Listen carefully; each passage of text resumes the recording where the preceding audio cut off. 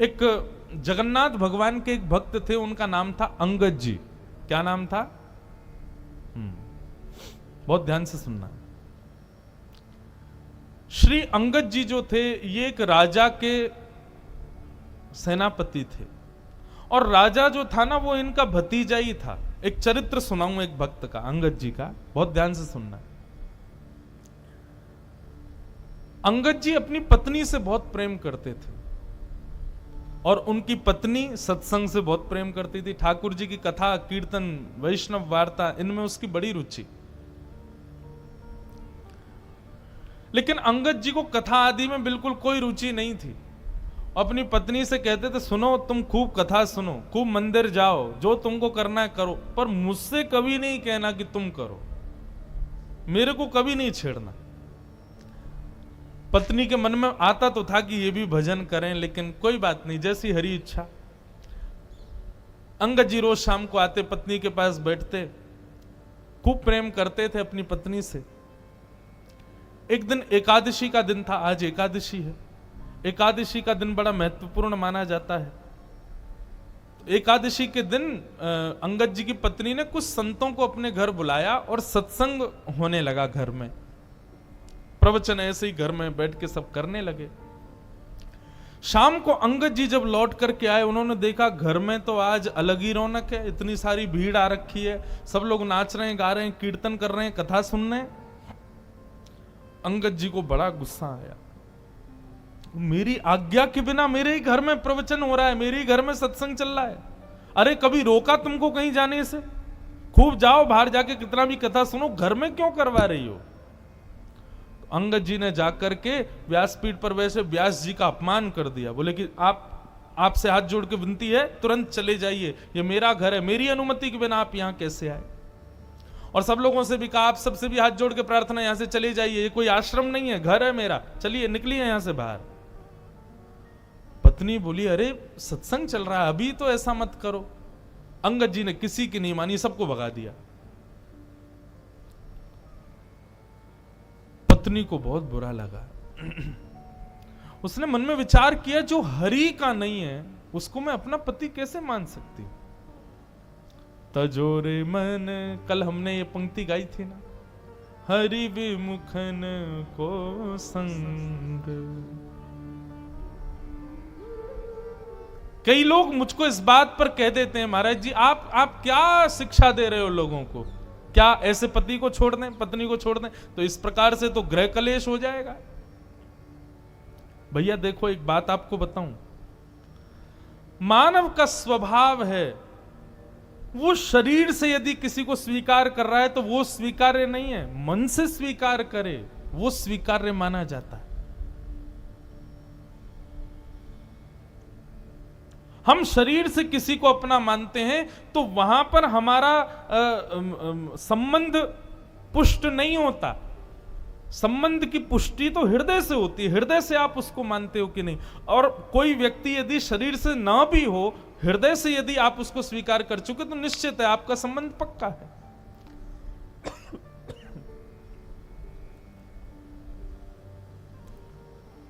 महादेव ने सती का त्याग किया, लेकिन ऐसा नहीं कि सती को कैलाश से ही कह दिया हो कि आप चली जाओ अपने मायके में जाकर करो ना। बस मानस जी में गोस्वामी जी कहते हैं, बगल में जो आसन लगाते थे उसको सामने लगा दिया, बस इतना ही त्याग किया। और ये त्याग किसका था? शरीर का त्याग नहीं था, हृदय से त्याग था।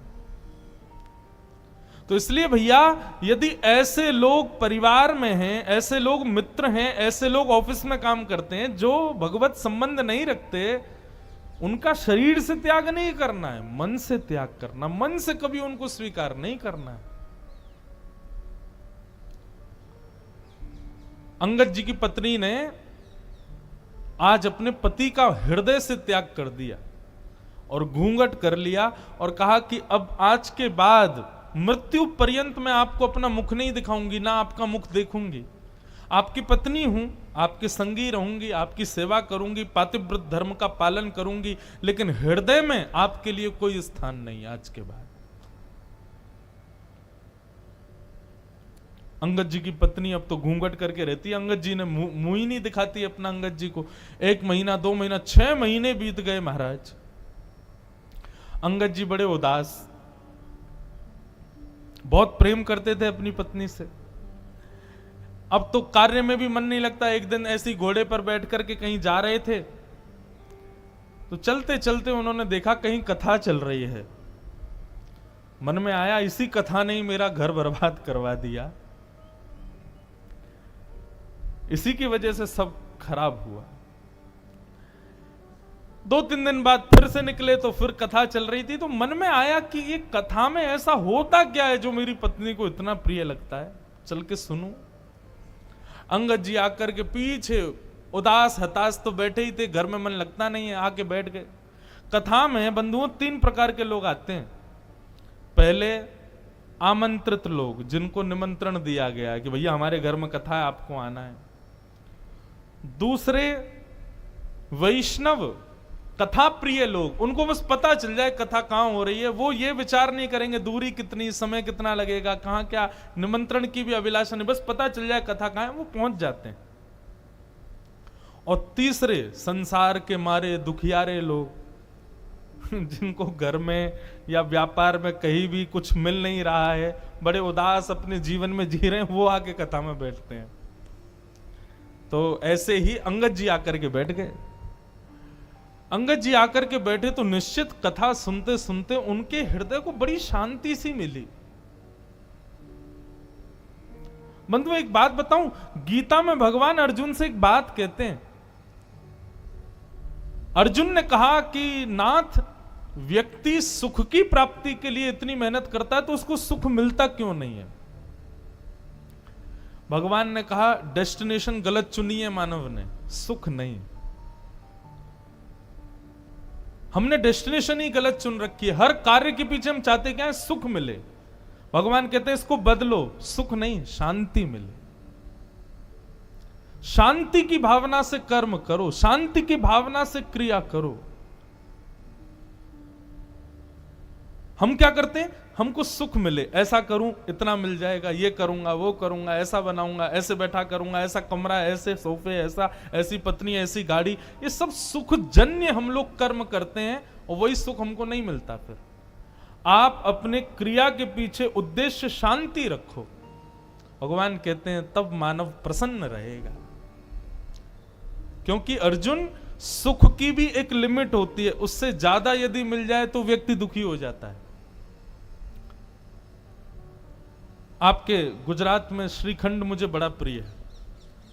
मैं द्वारिका, मैं अहमदाबाद तो मेरी पहली बार कथा और गुजरात में मेरी दूसरी कथा है। ये श्रीमद् भागवत की पहली कथा हमने की द्वारिका में और आज 7 साल बाद दूसरी कथा कर रहे हैं अहमदाबाद में। बाकी बीच में 2 दिन 4 दिन के सत्संग तो हुए हैं कई बार, पर सप्ताह कथा दूसरी बार हो रही है। तो मैं जब भी गुजरात आता हूं तो श्रीखंड मुझे बड़ा प्रिय है। लेकिन आप एक कटोरी खिला दो, मन भर जाएगा। दूसरी कटोरी दोगे तो मैं भाग जाऊंगा। आप कहोगे महाराज जी आपको बड़ा प्रिय, खाओ ना। अरे कैसे? मुझे याद नहीं है, लेकिन फिजिक्स में हम लोग जब स्कूल में पढ़ते थे तो एक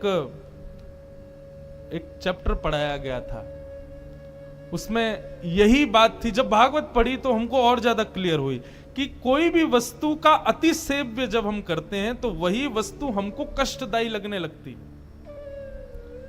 रसगुल्ला यदि पसंद है तो 1 2 3 4 5 खा लो, 6वां रसगुल्ला देखते ही वमन हो जाएगा। संसार की हर वस्तु ऐसी है। तो अर्जुन, सुख नहीं शांति को रखो। किसी भी क्रिया को करने के पीछे उद्देश्य क्या हो? मुझे शांति मिले, तब देखो कर्म करके कैसा सुख मिलेगा।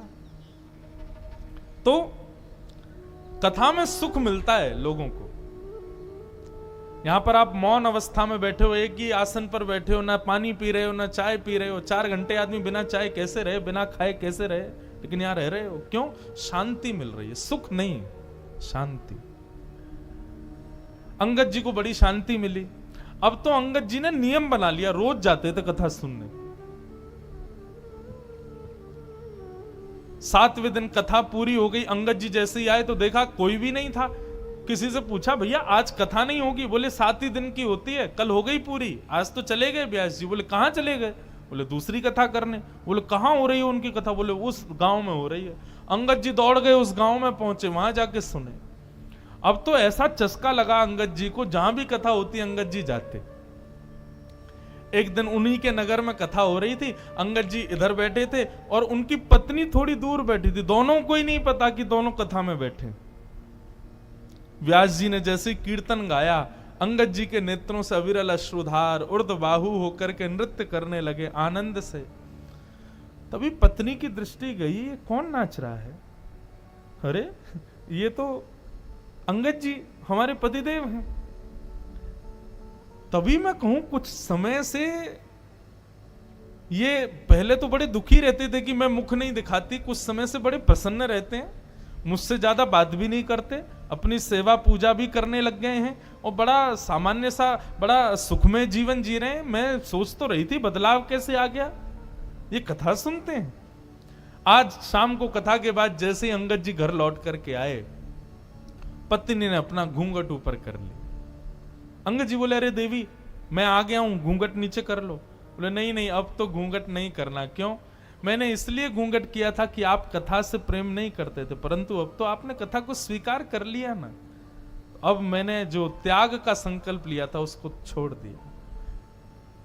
अंगद जी बोले, वो बात तो ठीक है, लेकिन मैं तुमको सत्य बताऊं, जब से मैंने कथा सुनना प्रारंभ किया ना, मुझे पहले तुम्हारे रूप में बड़ी आसक्ति थी, पर अब मुझे वो आसक्ति नहीं है।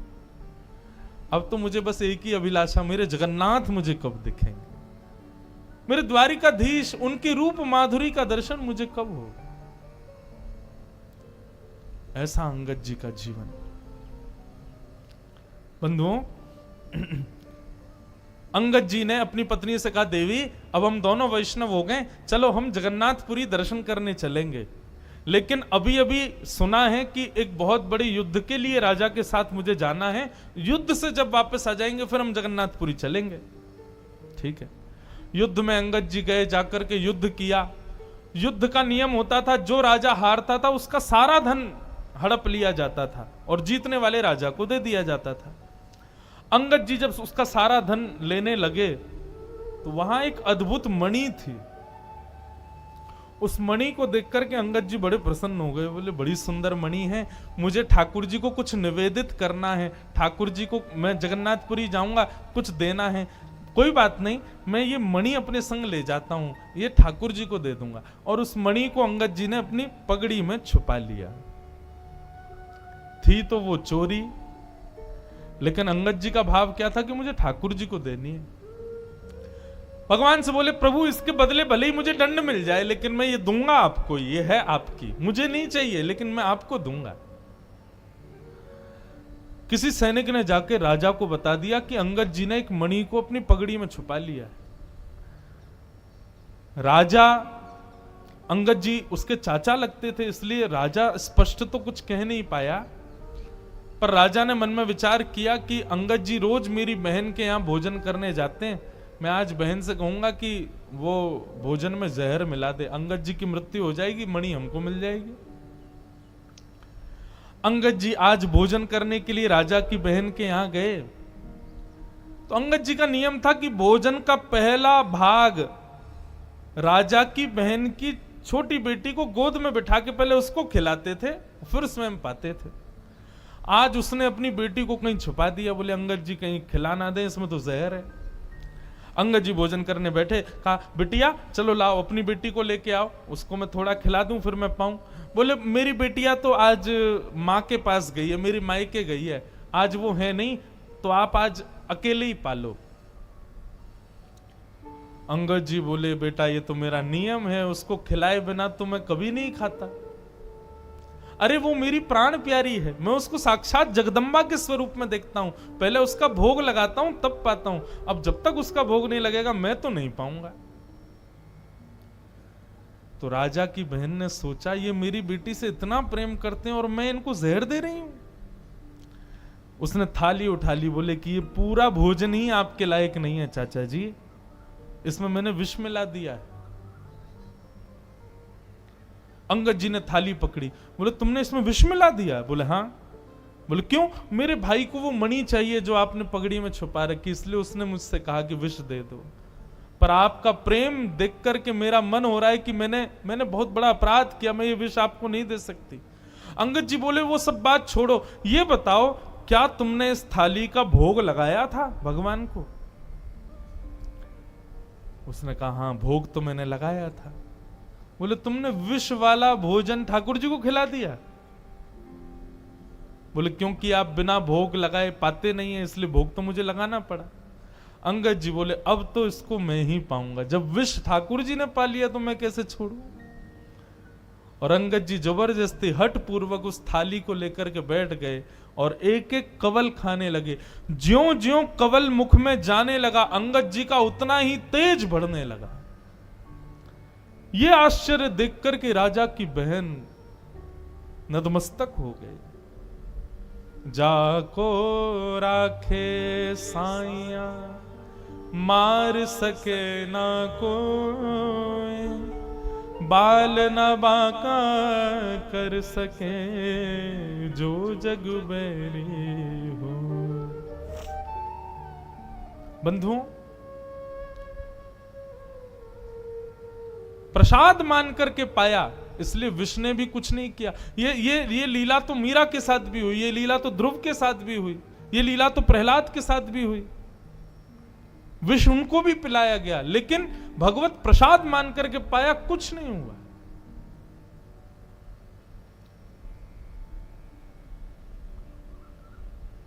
अंगद जी महाराज अपनी पत्नी से जाके बोले देवी अब हमको विलंब नहीं करना चाहिए, क्योंकि राजा मेरे पीछे पड़ गया है, वो कभी भी मेरा वध कर सकता है। मेरा वध कर दे मुझे चिंता नहीं, पर मुझे जगन्नाथ जी को एक बार देखना है। और रात्रि में ही अंगद जी अपनी पत्नी के साथ जगन्नाथपुरी के लिए निकल गए। राजा को किसी दूत ने जाकर के रात्रि में खबर कर दी, बोले अंगद जी निकल गए हैं महाराज। बहुत ध्यान से सुनिएगा, बहुत सुंदर कथा है। आज बहुत दिन बाद में अंगद जी का पूरा चरित्र पता नहीं क्यों सुना रहा हूं। हमारे पूज्य नाना जी भागवत के वक्ता थे, वो कहते थे कि कभी अनायास किसी भक्त का भाव कथा कहते कहते आ जाए तो यही समझना चाहिए लाला कि वो भक्त उस कथा में पधारे हैं, वो भक्त अपनी उपस्थिति दर्ज करा रहे हैं, इसलिए व्यासपीठ से बुलवा रहे हैं।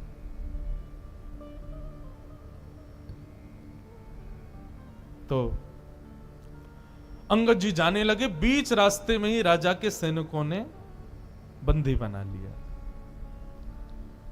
सैनिकों ने कहा हम तुमको छोड़ देंगे, बस मणि हमारे हवाले कर दो। अंगद जी बोले जिनके लिए वो मणि है मैं उन्हीं को ही दूंगा। मैंने चोरी की, मुझे आप बंदी बना लीजिए, जीवन भर के लिए कारावास दे दीजिए, लेकिन पता नहीं क्यों जब से मैंने उस मणि को देखा है मेरे मन में आया कि मैं पहली बार जगन्नाथ जी को कुछ दूंगा तो ये मणि ही दूंगा। मैं मानता हूं कि मेरा पाप है, परंतु मैं क्या करूं, मैं अपने नाथ को कुछ देना चाहता हूं, वो उन्हीं के लिए है। सैनिक तो कहां समझने वाले थे, बोले तू अपने नाथ के पास जा भी नहीं पाएगा, तेरा सर कलम कर देंगे, जल्दी दे। अंगद जी बोले अच्छा ठीक है मैं मणि दे दूंगा, लेकिन उससे पहले मैं अपनी एक इच्छा पूरी करना चाहता हूं। बोले बताओ। ये सरोवर है, इसमें मैं स्नान करना चाहता हूं। सैनिकों ने चारों ओर से घेर लिया और अंगद जी जैसे ही सरोवर में गए, स्नान करते हुए कहा हे जगन्नाथ, मैं अभी आपके पास नहीं आ पा रहा हूं, लेकिन आप तो मेरे पास आ सकते हो ना, मेरी मणि स्वीकार करो, मेरा ये छोटी सी भेंट आपके लिए, इसको स्वीकार करो।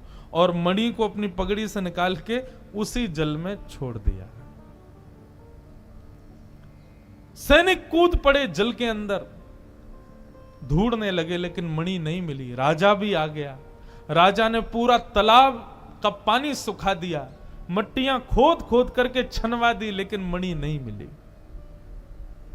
राजा ने कहा अंगद सही सही बताओ मणि कहां है? बोले मैंने सबके सामने इसी में डाली है, लेकिन वास्तविकता यह है राजन, वो जिसकी थी उसके पास है, जगन्नाथ जी के पास है।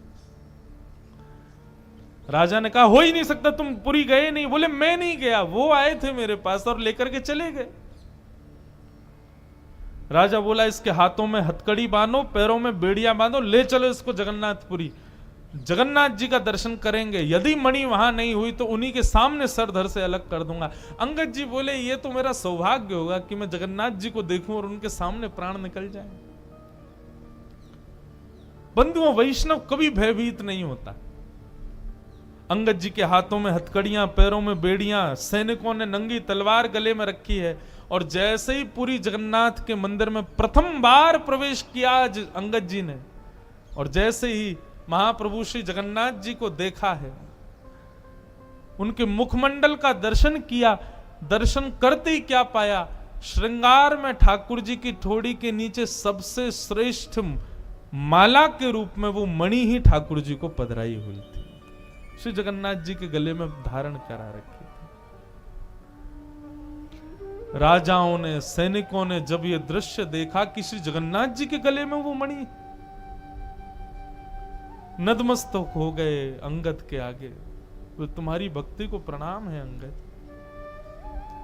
लेकिन अब अंगद जी को जब ये बात दिख रही है कि मेरे द्वारा प्रस्तुत कोसों दूर से वस्तु जगन्नाथ जी ने स्वीकार कर ली, मतलब मेरे प्रेम को, मेरी भक्ति को स्वीकार कर लिया, हथकड़ियां हाथ में, बेड़ियां पैरों में, और देखते देखते जगन्नाथ जी को अंगद जी ने वहीं अपने प्राणों को त्याग दिया, महाप्रभु जी में विलीन हो गए। ऐसी प्रेम लक्षणा भक्ति श्रीमद् भागवत प्रदान करती। मैं कहता हूं अपनी कथाओं में, भागवत जी नहीं होती तो हमें कभी मीराबाई नहीं मिलती, श्रीमद् भागवत नहीं होती तो हमें कभी सूरदास नहीं मिलते, श्रीमद् भागवत नहीं होती तो ऐसे प्रेम युक्त वैष्णव भक्तों के चरित्र हमें कभी नहीं मिलते, क्योंकि इन सबका सृजन भागवत नहीं किया है। तो भागवत किसको देती है? श्री कृष्ण को प्रदान करती है। इसलिए भैया मेरी आप सबसे प्रार्थना, श्रीमद् भागवत से और कोई आकांक्षा मत रखो, और कोई संकल्प मत करो, और कोई अभिलाषा मत रखो। श्रीमद् भागवत केवल और केवल कृष्ण प्रदान कर सकती। कई लोग अपने पितरों के लिए कथा कराते हैं, महाराज जी हमारे पितृ निवृत्ति के लिए कथा, तो मैं उनको एक बात कहता हूं, कथा कराने के बाद तुम्हारे पितृ मुक्त नहीं होंगे, तुम्हारे पितृ मुक्त हो गए हैं, इसीलिए तुम्हारे मन में भाव आई है कि चलो हम कथा करा लेते हैं। कथा कराने के बाद पितृ मुक्त नहीं हुए भैया। उस परिवार के मन में संकल्प उठ जाए कि हमको कथा करानी है, तो उसी समय समझ लेना पितृ मुक्त हो गए। पितरों ने ठाकुर जी से प्रार्थना की और ठाकुर जी ने हमारे हृदय में यह भाव प्रकट किया कि हम कथा कराएं। भागवत श्री कृष्ण से प्रेम कराती।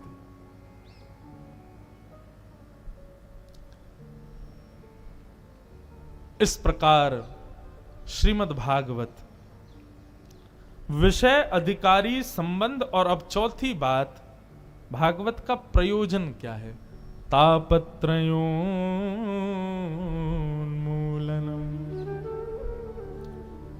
तीन प्रकार के ताप होते हैं हमारे जीवन में, आदि दैविक, आध्यात्मिक, आदि भौतिक।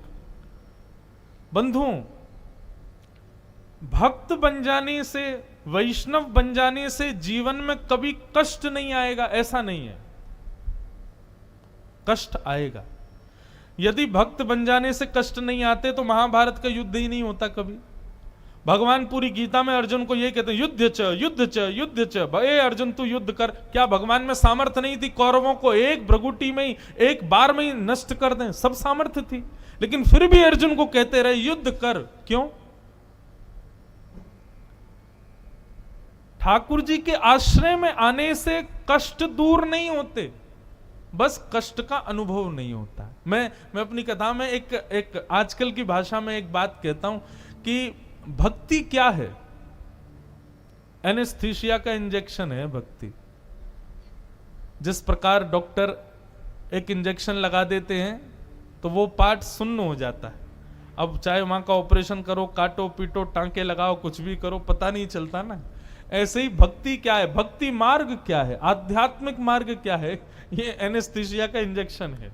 मतलब कष्ट तो जीवन में आएंगे, जीवन में रुकावटें भी आएंगी, जीवन में बहुत विषम परिस्थितियां, पहाड़ गिरेंगे ऊंचे ऊंचे, लेकिन अनुभूति नहीं होगी, अनुभव नहीं होगा। उसका ज्यादा प्रभाव नहीं होगा हमारे ऊपर। सांसारिक व्यक्ति का स्वरूप कैसा है, जरा सा जुकाम हो जाए महाराज दुखी डोलता है सब जगह। लेकिन आध्यात्म पथ का पथिक व्यक्ति, उसके जीवन में कितने भी विषाद आ जाएं, वो कष्ट में नहीं आएगा कभी। प्रसन्न हासा ऋण लोचलोल्लसत। ठाकुर जी कभी दुख दूर नहीं करते, ठाकुर जी दुख से जूझने का बल प्रदान करते।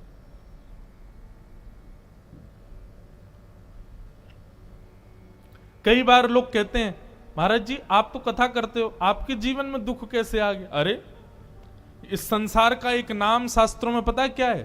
दुखालय। क्या है? पृथ्वी को शास्त्रीय भाषा में कहते हैं दुखालयम शाश्वतम।